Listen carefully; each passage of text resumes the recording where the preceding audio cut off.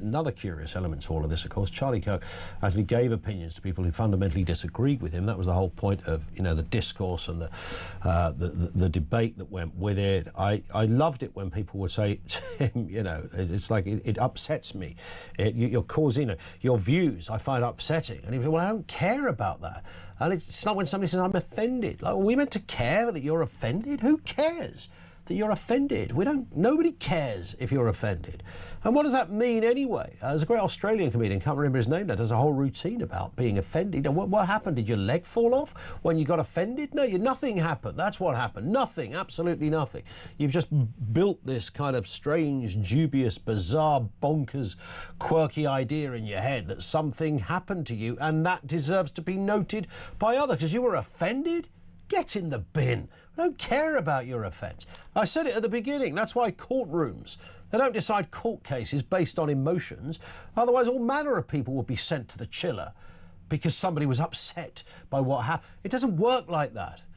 And Charlie was just great at really illustrating that point and saying to people he was debating with, right, firstly, let's get rid of that because your emotions, your synthetic indignation do not count. Let's get to the facts, let's get to the science, let's get to the reality of all of this. This is, of course, one of the worst pieces of news we've reported recently based on a couple of things. Now, I'm getting a few messages, as you do, saying, you know, this is not, you know, a president, this is not a member of royalty, this is not some historic figure. No, it isn't, but Charlie Kirk is the embodiment of something more than that, and the assassination of him has been condemned worldwide. Even Keir Starmer declared there could be no justification for political violence, adding that we must all be free to debate openly and freely without fear. It's interesting coming from him. Meanwhile, Donald Trump called this a dark moment for America. The 31-year-old, a staunch ally of the president, was shot dead, of course, at a university event in Utah yesterday. Manhunt still underway to find the person responsible. Here's the moment that Kirk's death was announced on Fox News. It is my great dishonor to be the person that says this and breaks this to you on television, but President Donald Trump is announcing on Truth Social, the great and even legendary Charlie Kirk is dead. No one understood or had the heart of the youth in the United States of America better than Charlie. He was loved and admired by all, especially me, and now he is no longer with us. In a moment, we'll speak to Freedom campaigner Montgomery Toms. First, Michael Graham, US political commentator, managing editor of Inside Sources, our man that we speak to on all manner of issues. Didn't really expect Michael to be speaking on this one. Nobody could have written this. What a sad, grim and awful day. And what makes it particularly awful for those of us who are engaged in politics and like politics is that Charlie Kirk, people on the left have acknowledged, was doing it right. He would go to universities and say to people who don't agree with me, change my mind. That was, and he would basically kind of a soapbox approach. And, you know, my background is talk radio. I spent 15 years doing talk radio, much of it in Boston, Massachusetts, as a conservative. And so I had a lot of people who disagreed. And the whole premise was, let's just talk and have a good time. Yeah. And Charlie Kirk lived by the motto that I have at the top of my Twitter, whatever, the slogan, you know, at the top of the page. Yep. And it just says, it doesn't bother me that you're wrong. Why are you so mad that I am? And the point is, so what? So you think I'm wrong? I think you're wrong. So what? So but in what? America at the moment, and I would argue that in the UK even more so, there is not that concept that it's okay for you to be wrong. When you're putting people in jail for saying wrong words, that's, you could argue, even a greater expression than a lone assassin killing this figure. The other thing I think I should point out, the people who say, who the heck is Charlie Kirk? Don't feel bad if you don't know who Charlie Kirk is. There are a lot of Americans who don't know him because part of this, we have this, you know, the media have, you know, spread out, you know, it's fragmented. And so if you are someone like my son who listens to a lot of podcasts, if you're California liberal Governor Gavin Newsom's son, we found out when he had Charlie Kirk on his podcast, his son listened. He was very popular with a relatively narrow group of people, which is young conservatives, particularly young men 30 and under. But the reason why President Trump and Vice President Vance and other Republicans know him is this organization he started when he was 18 years old. Turning Point USA started organizing young conservatives on campuses and saying to them, basically, you're not alone. Yes, you're a minority, but you're not, it feels like you're the only person who doesn't love Barack Obama on campus. You're the only person who's pro-life on campus. You're not alone. You're just outnumbered. And they turned those groups into political activists. They started turning out and voting. And there are members of Congress right now who will tell you the reason I won my very close election is an uptick of a couple of points of voters 30 and under because TPUSA, Kirk's organization, turned them out. So when you actually start impacting elections, when you start moving voters, when you have states like Pennsylvania, which were viewed for a while as part of the blue wall, that are now about to become a majority Republican or more Republican registered voters than Democrats, TPUSA and Charlie Kirk are part of that movement of actual political mechanics. We combined.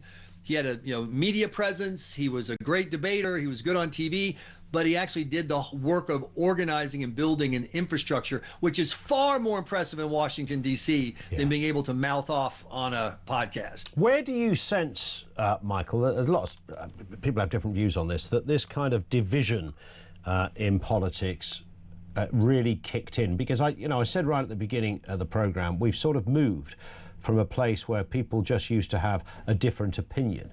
They were those with opposing views. Now, people with opposing views are your enemy.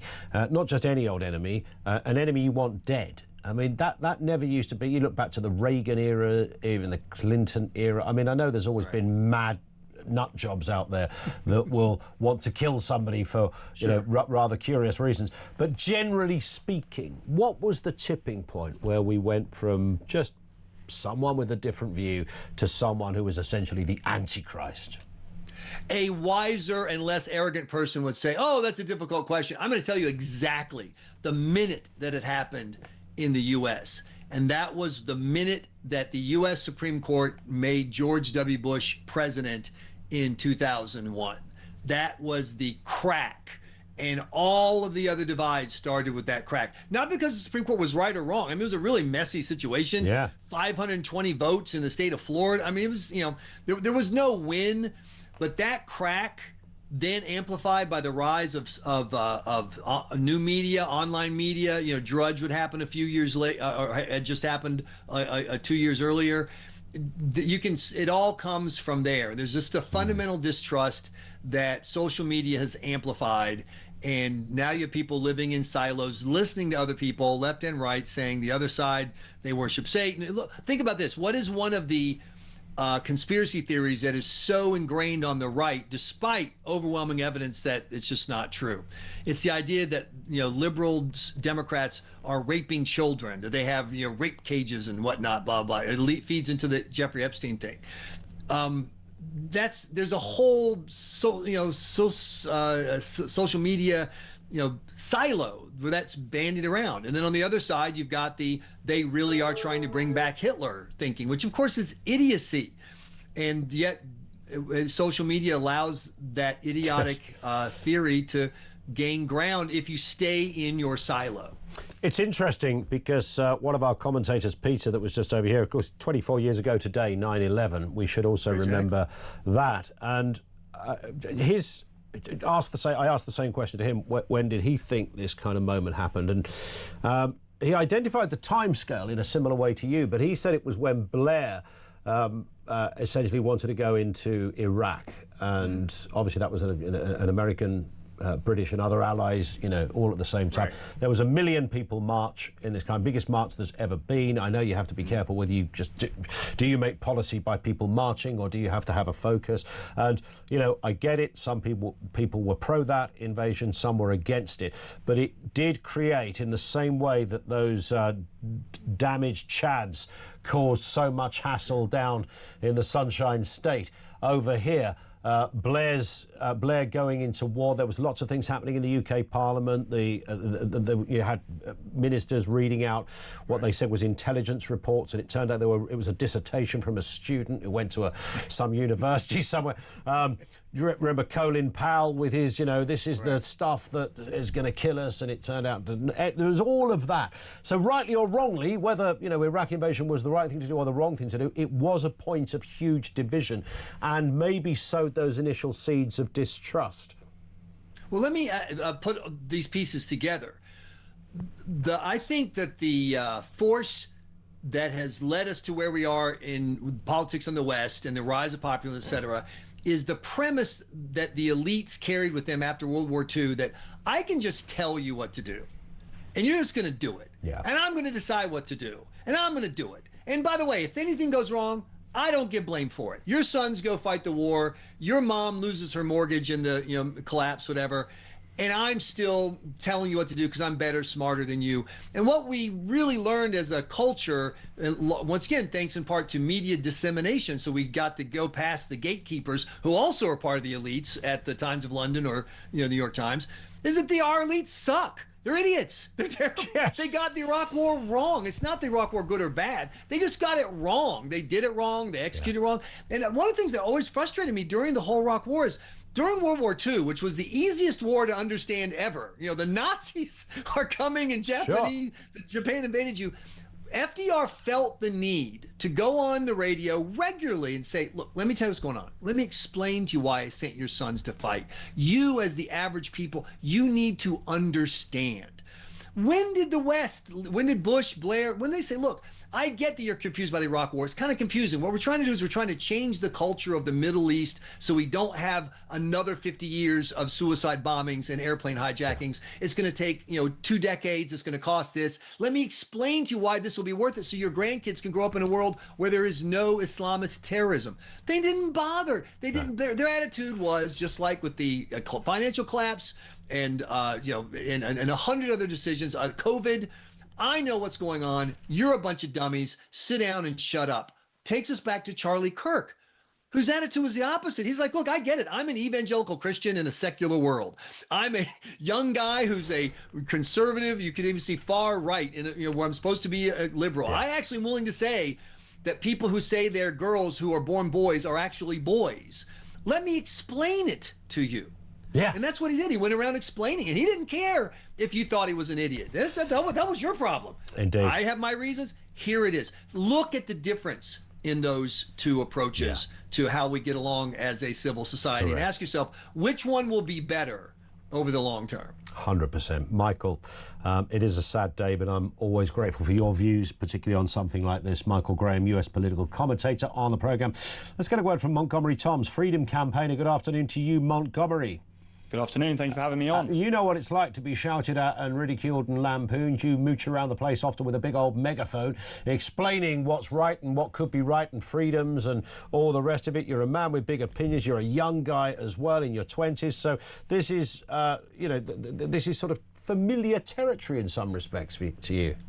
It's heartbreaking. And the thing is, something that Charlie has obviously done, which goes without saying really, is impacted the youth. And in the UK, that's why I aim to achieve. I want to awaken the youth to traditional conservative principles and the fact that we don't want to be censored and we need free speech and debate. That is something that I campaign for on a daily basis. I mean, this situation is beyond depressing. I've looked at Charlie Kirk as a role model for myself. And I'm sure many other young men in the UK have.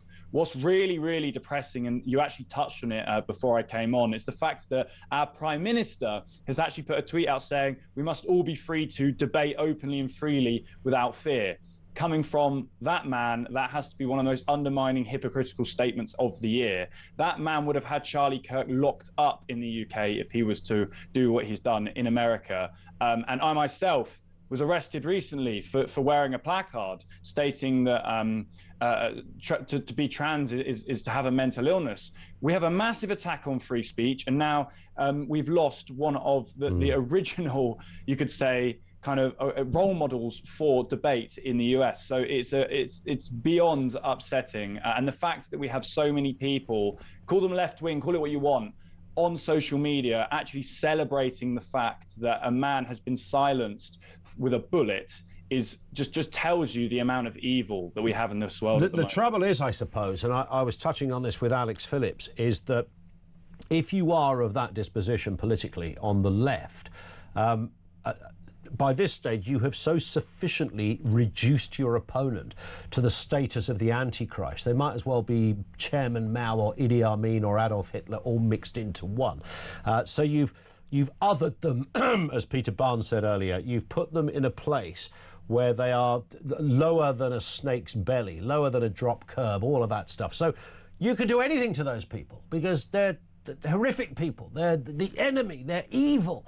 And once you get to that stage, you're perfectly relaxed about, you know, some guy gets shot. He's just a loudmouth 31-year-old right-winger. Who cares?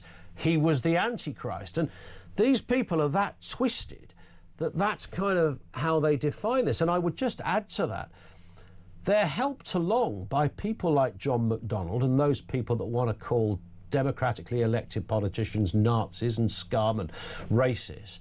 They fuel that in these people.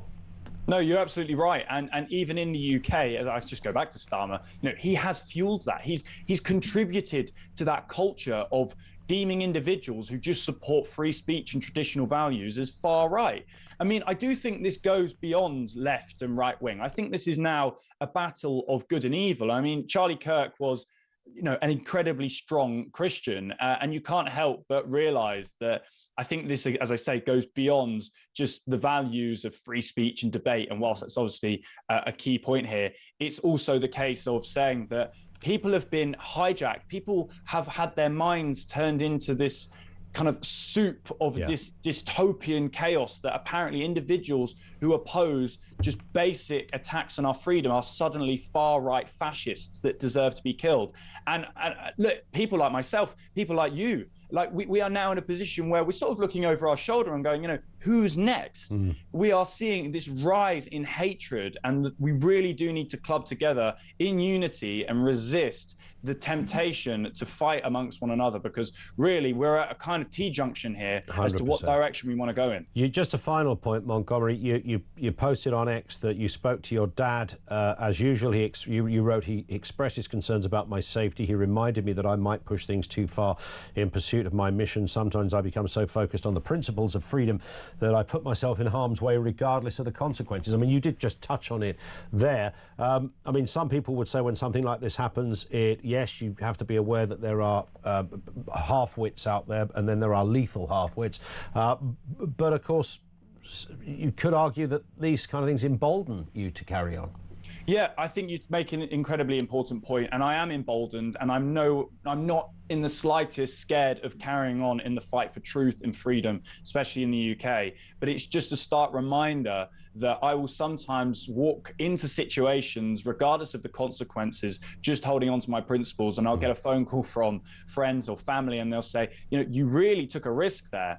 And we see, you know, these members of Antifa, which have so much hatred and disgust at individuals like myself and others, that would be very willing to go to prison in the name of stabbing individuals or shooting individuals just to take down their opinions. And that's the reality. So no, I am emboldened, and we should keep fighting for free speech in the name of Charlie Kirk, and that is exactly what he would expect of young men especially. And he came over to the UK recently, and he made that point very clear, that we are responsible for bringing freedom to the US and pioneering freedom and democracy, and yet we're the ones that are now directly attacking it. So it's the responsibility of people like myself, you, and young men and young women across the UK and the US to keep fighting for freedom and free speech, because if we don't, we are going to go down George Orwell 1984. Yeah, you're not wrong. Montgomery, we appreciate your time. Thank you, sir. Montgomery Toms, a young freedom campaigner himself, his views on what happened. Over to you.